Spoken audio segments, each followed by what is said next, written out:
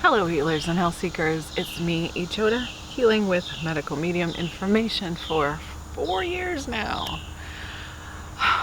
If you want to know what I'm healing from, mast cell activation disorder, dysautonomia POTS, fibromyalgia, hypothyroid, Ehlers-Danlos syndrome, migraines, PCOS, SIBO, chronic fatigue syndrome, systemic exertion intolerance disorder, and a whole host of other symptoms and conditions that I either have healed or am healing from. Links are in the description box below if you want to know more about that. But today I want to talk about who we really are, knowing what's ours and what isn't. Something I have learned in my healing journey along the way. I made a couple of videos recently that this is related to. I made a video about how we get hooked, and I made a video about healing my spirit and the spiritual healing that I have experienced on this medical medium healing journey. One of the things that I have come to know more and more and really understand more and more on this healing journey is that who we really are is we are light. Our souls are light. Anything that is of God is of the light. We are of God.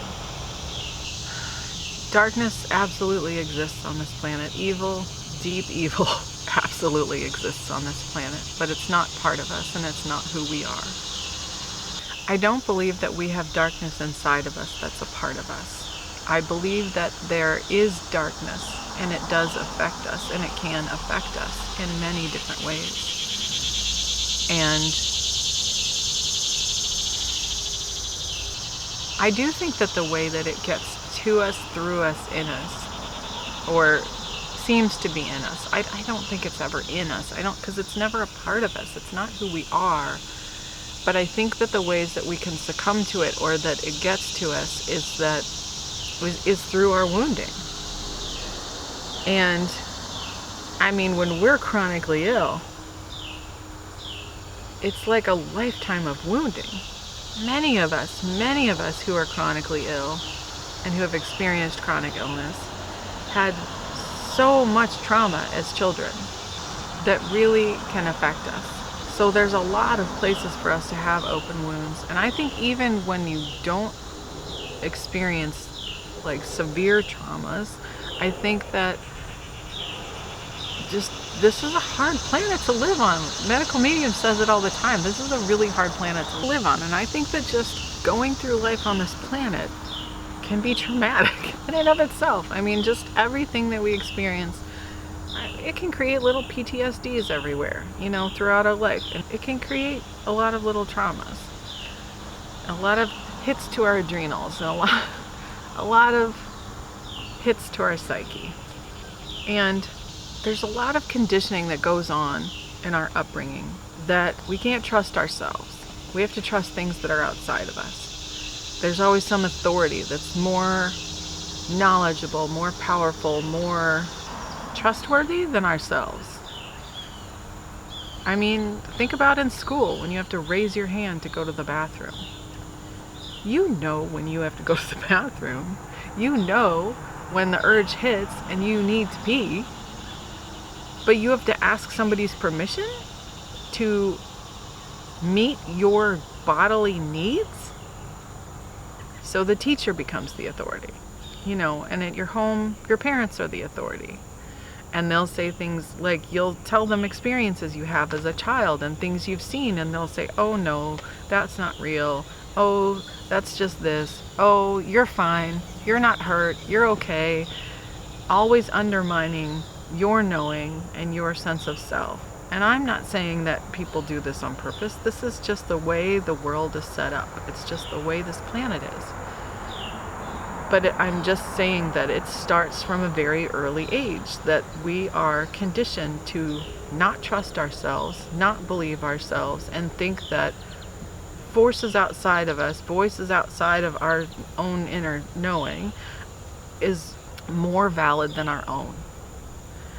So we're taught to mistrust ourselves and distrust ourselves and not believe that we know anything about ourselves. So as we grow up, we have these, it's kind of like these voices in the back of our head. We have this sort of dialogue that runs in the background about whether we're good enough or smart enough or anything enough, whether we're enough, and comparing ourselves to others, and just there's all these sort of negative dialogues and negative voices that play in the background. And we start to believe that that dialogue and those voices are our own thoughts. We buy into it and we start to believe that that's what we really think and that's who we really are, and it can affect everything we do, every choice we make, every feeling we have. It can affect the level of fear we have. And this stuff comes from parents and teachers and bosses and other authorities. It can even be ancestral. It can be passed down through lineages and down through the line, and we can have stuff sort of trapped in us from generations back that we don't even know is there. But what I've learned is that is not who we are. Those voices are not our voice. They did not come from us, because who we are is light. Who we really are is light. So if there's something running in the background and telling you, oh, you're not good enough, you're not doing, that's darkness. That's not you. It doesn't belong to you. You don't have to buy into it. You don't have to believe it. What is important to remember is that it isn't you. It's not yours. It doesn't belong to you. You didn't create it because you are light. What would light do? What would light say? If you're in a situation where you're doubting yourself or comparing yourself to somebody else or anything like that, like what would light do? What would light say? Well, light would have compassion. And light would say, of course you can do this. There's no reason you can't. Light lives in possibility. And I have found kind of one of the ways to know if something's mine or not mine is, does the thought make me feel good? If it doesn't, it's not mine. And when I know that, it's like, it doesn't always, I'm not always able to access that knowing in the moment. A lot of times I get triggered, I get hooked. And that feeling, I talked about it in a video before, but to me it's like, I feel like that's how darkness really gets to us, is through our wounds. So when we get triggered, that's an open wound. And it's very easy for darkness to get in there and be like, and then all of the the swirly thoughts that spiral and make you go deeper and deeper. The I'm not good enough, the they're better, the I'll never be, all of those things that it's like, whatever things you've ever heard said to you that hurt, that's darkness, because that's not what light does. Light is compassionate, and light is joyful, and light is light, like lighthearted, and it's infinite possibility. It's throwing your hat over the fence and knowing and trusting. And that's what light has. Light has trust, and light has discernment. And it doesn't mean, be in light and be joyful and just let somebody walk all over you and say yes to everything and have no boundaries. Because light has self-compassion as well. And light knows, no, I need to take care of me and I need to protect my energy. And so it's okay for me to say no. And that's still compassionate to both of us. Even if somebody else seems to need something from you, it's okay for you to be like, I understand that you have that need. It's not necessarily my job to meet that need. Nor is it their job to meet mine, because it's my job to meet my needs. and it's your job to meet your needs. Part of our wounding is that as children, pretty much all of us in some way didn't get our needs met somewhere along the line. And as children, we look to our parents to meet all of our needs. I mean, that is their job. You know, when we're babies and infants, like, that is their job to meet all of our needs. And it's your job as a parent to help your child get their needs met, even if you're not the one who can do it. And most of us as parents are just winging it. Who isn't, actually? All of us as parents. We're all just winging it. We're all just making it up as we go along. We're all doing the best that we can. Our parents, too. They were making it up as they go along, doing the best they could, drawing from what they knew. And a lot of times that meant that our needs didn't get met because they were either not able to recognize them, or didn't get their own needs met, or they had some wounding, or whatever. There's infinite possibilities of why they were not able to meet those needs. Sometimes they're doing their best and they think they're meeting our needs, but our needs are different. And as children, we're not able to necessarily articulate that. But what I needed from you was just to listen to me, not to tell me what I think. So, in some form or fashion, as children, there were needs that we didn't get met. But as adults, a lot of us are going around with those open wounds. A lot of us, all of us are. We're going around with those open wounds and expecting someone, because we've been conditioned to believe this, we're expecting someone outside of us to meet those needs that we never got met as children. We're expecting somebody else there, our partner or our friend or even our parents still, to be for us what we needed and to take care of our inner child that didn't get taken care of as a child. And in that, we can continue to reopen those wounds and to re-wound those wounds, because those people outside of us don't know that, and they don't know that we're making them responsible for that, and they don't know how to fix that for us. Like, we're like, fix this, it hurts. And they're like, I don't know how, but this is all subconscious. Like, this is all unconscious action that's going on between, with us, with other people. The beauty is when we become conscious of it, and then we realize that the only people that can meet the unmet needs that we had as children and still carry with us today is this person right here. It's ourselves. When I started to realize that no matter what, because I had all these open wounds when I came back here to this place where I grew up, where I was raised, and I'm interacting with my family again, closely, one-on-one, face-to-face, and not over distances and time and whatever. All those wounds just came. It was just like all these open wounds that I did not know I still had. I thought they had healed. I thought they were gone. I thought I was okay. I'm an adult now. I'm a grown-ass woman. We're adults. This is over. I'm fine. I was not fine. And I rediscovered all of these wounds that I had from childhood. And they were so front and center in my face as if they had just happened. They were so fresh and raw and new and gaping. And they hurt so much. And I confronted that I was dealing with that for a long time when we got back. And I would have conversations with my mother, and they would end up in like me yelling and crying.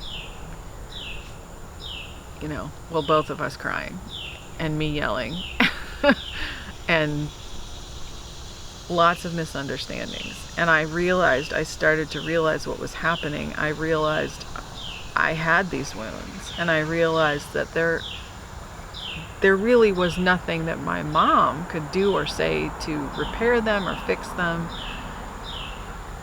Now I say that, but I also, yes, when she would hear me about something and say, I'm so sorry, I'm telling you what, that did something for me. But to truly heal what was underneath it all inside of myself, that took me. That was me. I had to love that child. I had to love the emotions that came up. Like, not love the emotions, but love the person having the emotions. And when those emotions would come up, for me, that was sitting with myself and honestly putting my hand on my heart and saying, I love you. And that, honestly, that made a huge difference for me. Just being like, hey, whoever is having this emotion, I love it. I don't have to love the emotion, but even thinking of the emotions as though they were the child. You know, this is something that is coming from a child who just needs to be loved and heard. Sometimes those emotions come up to be healed because they just need to be witnessed and held. And that is one of the most powerful things that I've done for myself, is to just witness that and hold it.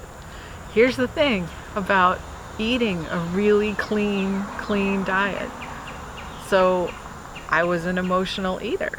Of course, who isn't at this point, right? Like, I was an emotional eater, and one of the things that's great about fatty foods is that they can really help you sort of stuff down and feel better and whatever, because of the adrenaline that it takes to digest them. And honestly, you can just numb yourself out.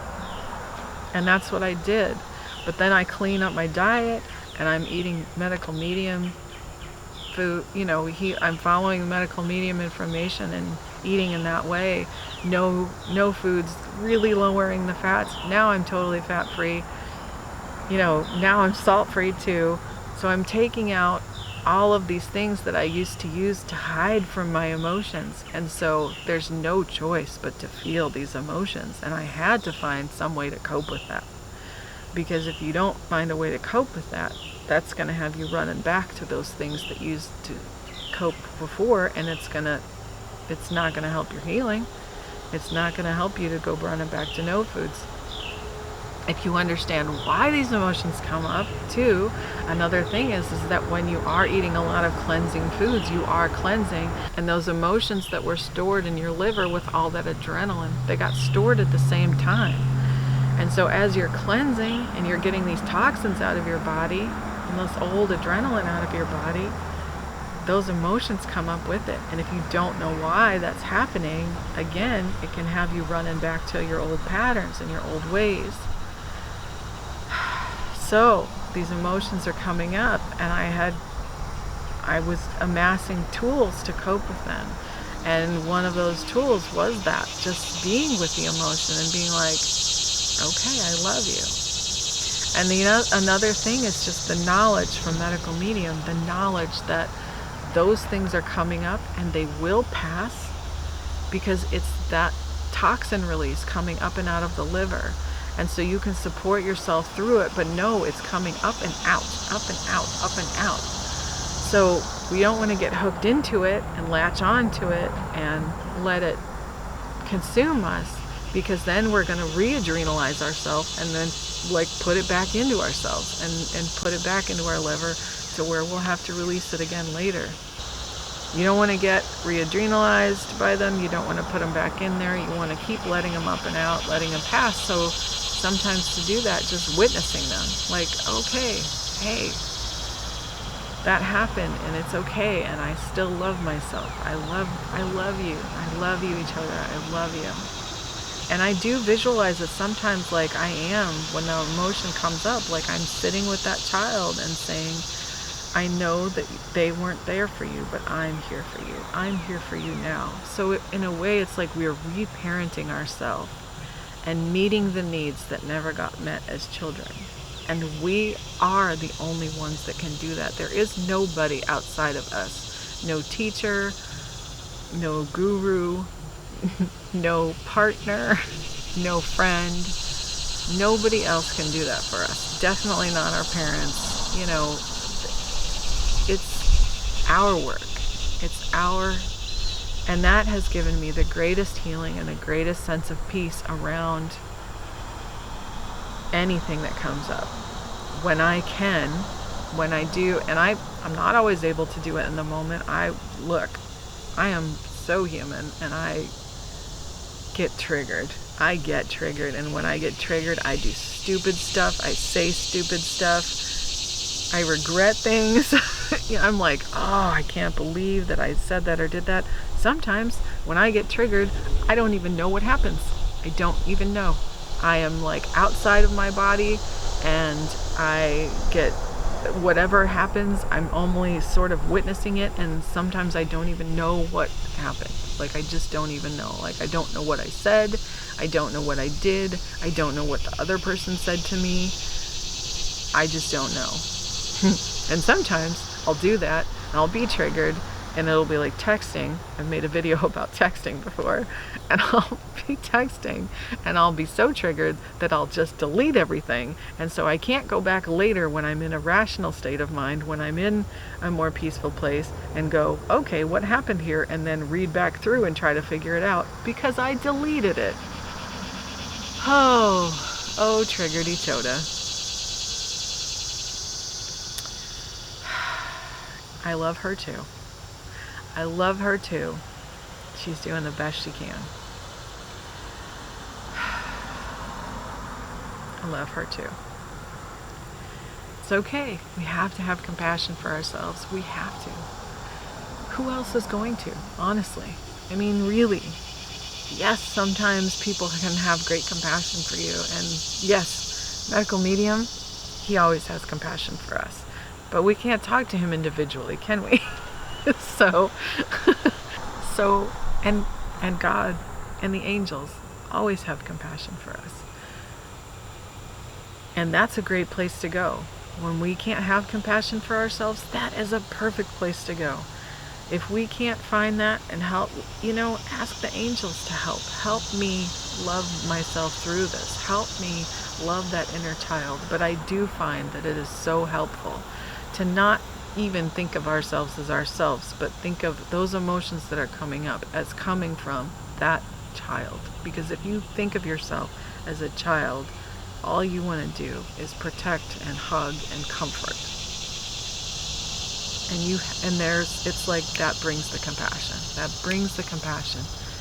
Because are you going to tell a child that they're stupid for hurting and crying? No. You're going to love that child and tell them it's okay. And you're going to comfort them. And that's what we need to. Because we still are that child. We still are raw in so many ways, and we have those wounds. But we have to know that who we are inside is we are light. So negative thoughts we would have about those emotions or those wounds is just darkness trying to get into those wounds and dim our light. But we deserve to shine, and we deserve to be bright, and we deserve peace, and we deserve healing. And as I eat cleaner and cleaner, that's what happens. It's like that intuition comes up, but it's like that intuition is brighter and stronger and more distinct, and I'm more connected to everything around me. I come out here in my garden, and I feel like I understand the plants. I understand the insects. I understand the animals. I see God in nature. I see Gaia. I see the soul and the spirit and the life in everything. And it's richer and deeper, and it glows more. And I've noticed on this journey, and friends of mine have noticed as well, we've talked about this, that it's like as we glow brighter and shine more and come into our light and get closer and closer to really understanding and knowing who we are, which is that light, and what we're capable of, which I feel like I haven't even touched yet. I'm like, oh, there's so much more. But darkness doesn't want that. Darkness doesn't want us to shine. Darkness wants to dim us out and bring us to the darkness and keep us in the dark. It's a war. It's a war for our souls. It's a battle that goes on this planet all the time. And it's like, it looks for its in, and it comes in like a magnet. So if there's like one little like feel of wounding, or it's gonna trigger something, it's like it comes shooting into that wound to open it up, to dim you out. Does that make sense? I hope that makes sense. But as we get cleaner and we get more and more toxins out of our body, because honest to everything, I'm 100% sure that those toxins are what makes us so susceptible to darkness. It's like the heavy metals are a magnet. I've seen it. I see it in people. I've seen it in myself. But I think too,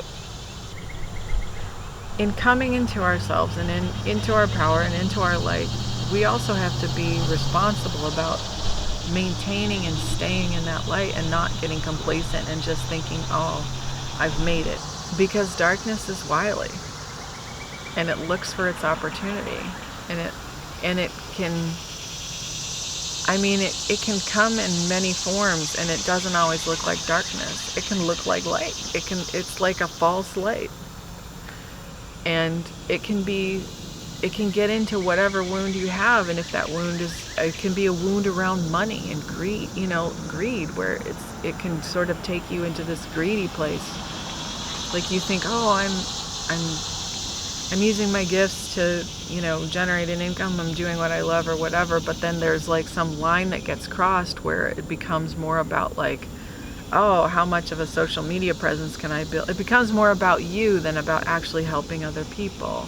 I don't know if that makes sense, but there's kind of a fine line where it starts to be more about, oh, let me get notoriety and fame and fortune, and let me try to get more money, and I'm so much better than these other people, and I know so much more, and so I deserve this. And then you start losing compassion for people, and you start losing your focus, and you start losing your, it seems like it's kind of really easy to kind of get sucked into like certain areas. And I'm not saying I'm immune, like I'm human too. We're all human. And I'm also not saying this to freak anybody out and make you think, oh my God, I'll never really be in the light or something. I don't know.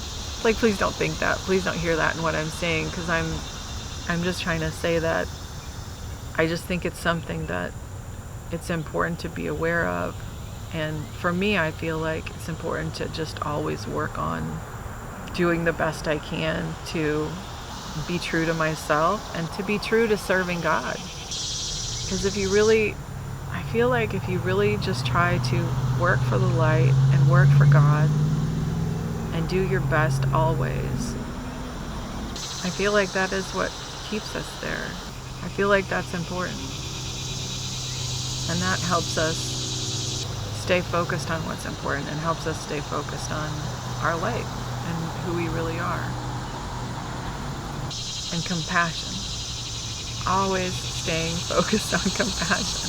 And that's for yourself and that's for others. Like really trying to have compassion for yourself and knowing that it's okay to set boundaries. It's okay to say no. Just because we want to help people does not mean that we have to let them walk all over us or be unkind to us.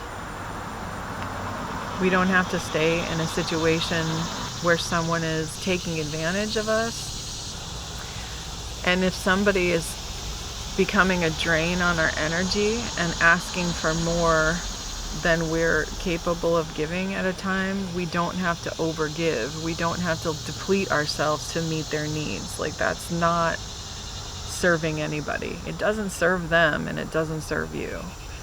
Because it's important for us to take care of ourselves and to take care of our own healing and to keep ourselves on our healing journey and to keep ourselves taken care of. And it's really okay to say no to people, because it's really not our job, other than our children, to meet somebody else's needs, you know? And sometimes the most compassionate thing you can do to somebody is say no to them. Even if it doesn't seem like that to them or even you at the time. It might seem like this feels really mean, and but I know that if I do this for this person, it's going to hurt me. Well, then if it's hurting you, it's hurting them too, ultimately. Like, I just really feel like that's true. It's not serving anybody. So all of this has been on my mind lately, and I really wanted to share it, because I wanted to share that bit about, like, really, it kind of breaks down to just the simplest key point. Like, knowing how to know what's yours and what's not yours. Does this thought make me feel good? And I don't mean in a hedonistic, like, self-pleasuring kind of way. I mean in a, like, in my soul, does this make me feel? Is this something that, nurtures me and lifts me up and buoys my soul and helps me and makes me feel good? Or is this something that makes me feel less than, or bad about myself, or inferior in some way? That's how you know. What's yours? What would the light do? What would the light say? It's gonna make you feel lifted, uplifted. What's not yours, it's going to make you feel bad and less than. And that stuff, that's coming from all sorts of other places. It's not yours. We are sovereign beings of light. And it can be difficult to know that, because we've never been taught it ever. We have to figure it out and learn it, and that's something that this medical medium path and healing has given me. I feel like it's the beginning of knowing that. I'm at the beginning of knowing that. But that is what has really helped me.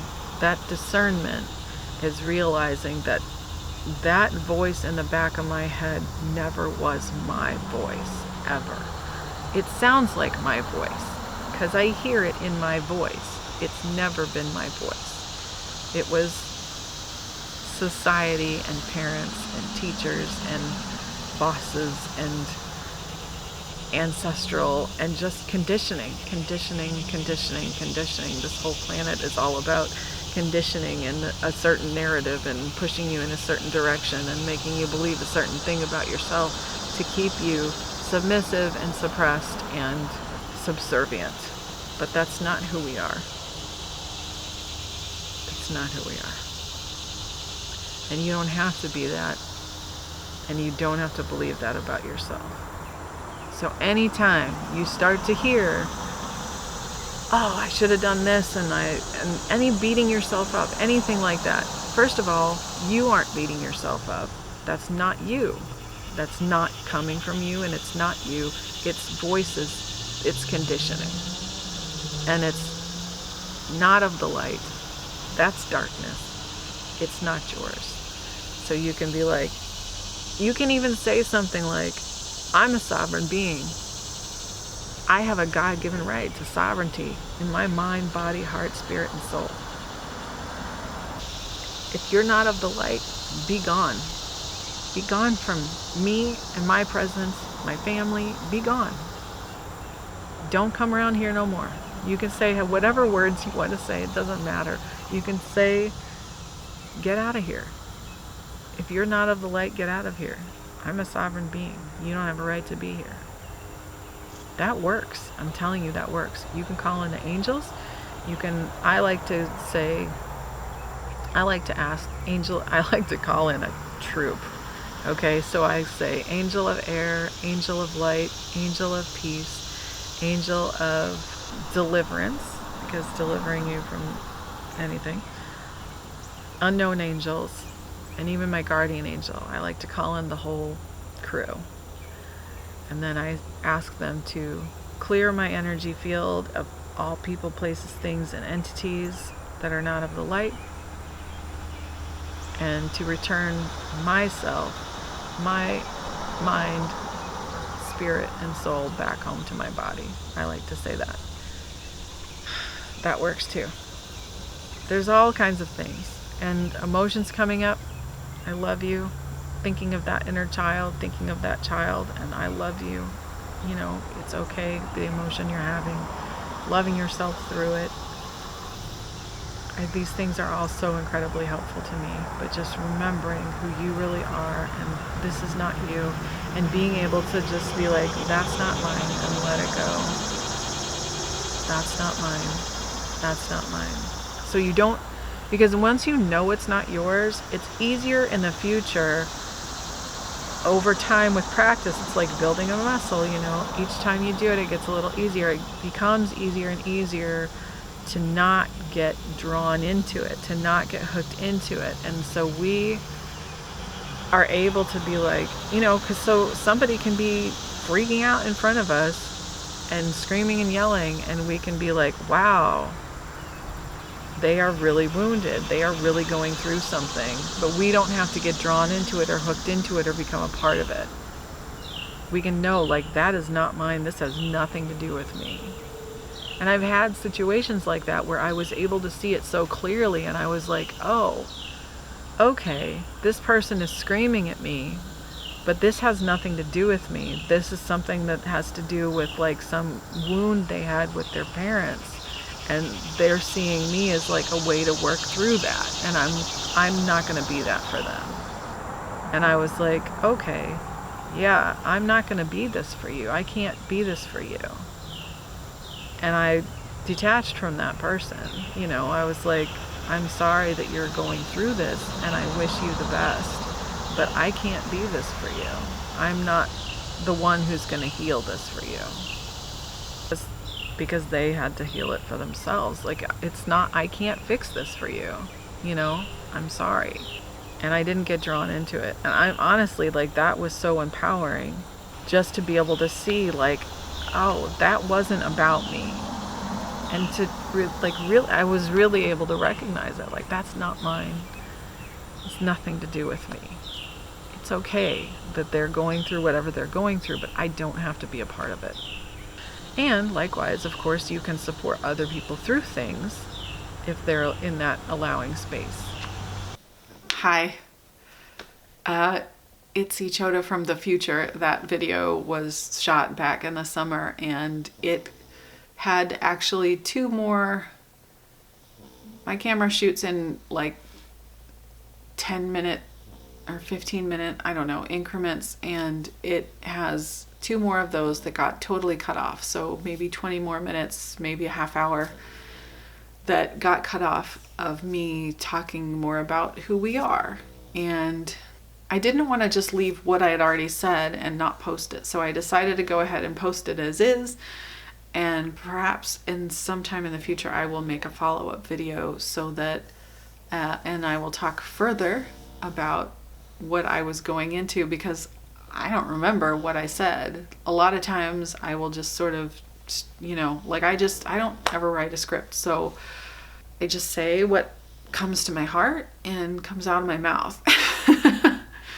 And I wish I fully remembered like what was the rest of what I said, because if there's 20 more minutes of it, then I felt like it was important. And I know the video already got long enough, but oh well.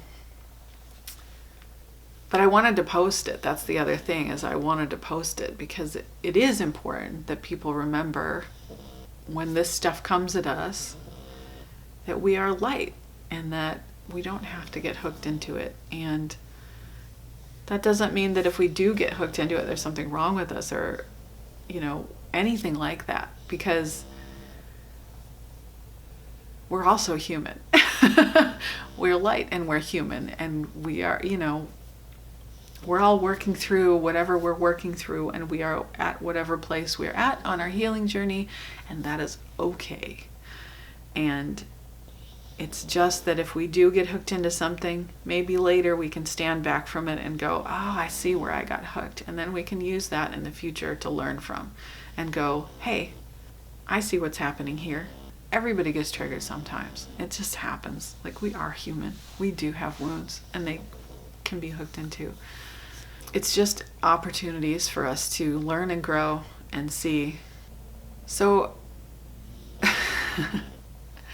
I won't go too much into that anymore, just because I said what I said in the first part of the video, and this is going to be totally just disjointed from that a bit. But I just wanted to say, hey, this video cut off, but I still wanted to post it. Maybe there was something darkness really didn't want me to say, but I'm going to figure out what it was, and I'm going to say it anyway. I'll make another video. I will. When I'm inspired in that place, I will make another video about that topic. Anyway, I hope you enjoyed the video as it was, and I hope it made sense as it was. If you like this video, please give a thumbs up below. You can subscribe to the channel by hitting that subscribe button over there or dinging the bell next to it if you want to be notified when I post a new video. Muffins the pug snores her approval. And I love you, my healers and health seekers. I love hearing from you. If you have videos you want me to make in the future, let me know, and I will do my best to make those videos. Stay curious. Blessings to you on your continued healing journey, and I will see you next time. Muffins and I. Muffins the pug. Bye-bye.